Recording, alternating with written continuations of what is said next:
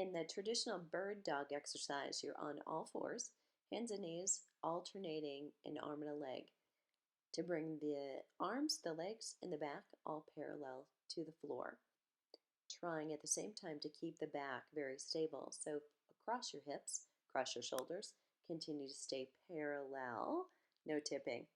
To go on and make this more difficult, you can do same side. Here I'm doing left arm, left leg, right arm, right leg.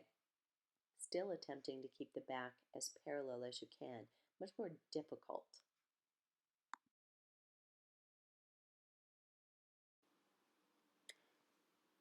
This core exercise is a Pilates exercise, starting on either side. You can lift and lower the leg, and you can add the point and flex. Point on the way up, flex on the way down. You're really trying to resist gravity, even though you're working with gravity. Think about pushing the leg down. Second step is to lift the leg from the ground and tap your heels together as you hold that top leg stable. Then you're going to lift the top leg, bottom leg comes up to meet it, and then carry them both down, up, touch, and reach. And you'll feel your lower back and that curve right at your waistline lift off the ground just slightly. You do want to make sure throughout you have weight on that top arm. That hand is down, bearing some weight to make sure that your body is stacked up. Top hip over the bottom hip, top shoulder over the bottom shoulder. Last, you're going to lift and lower 5 times, both legs up. All other repetitions are done 10 on each side. So you're going to flip over and do the other side, and you will notice one leg or one side is slightly easier than the other. So again, that's a lift up, flex down, point to come up, flex to come down, pushing against the ground. So you're feeling the stretch and the stabilization that has to happen at the core.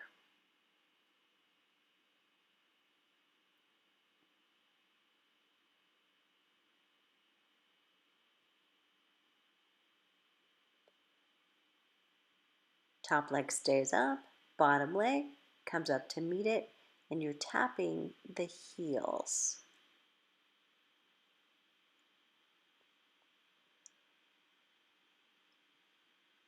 Third step is top leg up, bottom leg to meet it, squeeze them together, and lower the legs down. Lift, touch, carry. Lift, touch, carry.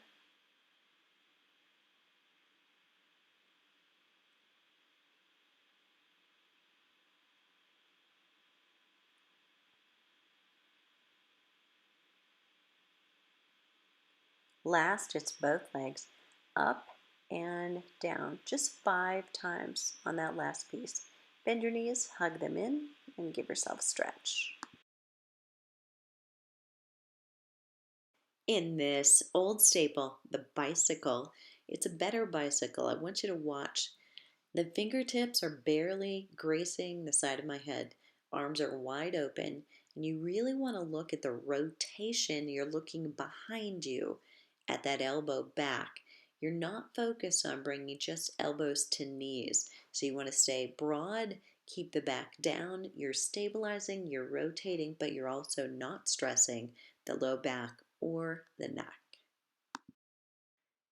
This is an example of forward flexion, and there is a little pressure potentially on the wrists or the elbows or the shoulders, so know who you are. My feet happen to be on gliders, but you can do this with paper plates. I often do it with paper plates either on carpet or on a hardwood floor. You can also just use a hand towel or a washcloth underneath each foot. So I have this in a little slow motion here to show you my form. Hopefully it's good, but you can see both in the mirror and in the forward direction what's happening. My shoulders stay absolutely right over my hands. That's important. And I'm only bending and flexing at my hip. So it's like a hinge with a straight back and long legs. You don't want to allow your hips to drop any lower than this right here. So watch your form, know yourself. This is a fairly advanced exercise. You want to make sure you're in good upper body health.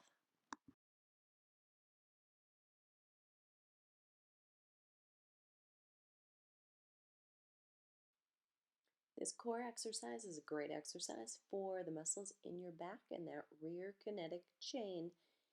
You're going to lift both legs and arms up, swimming. You could start for 10, 20, 30 seconds at a time, take a break, and then repeat. Keep breathing, tuck the chin in.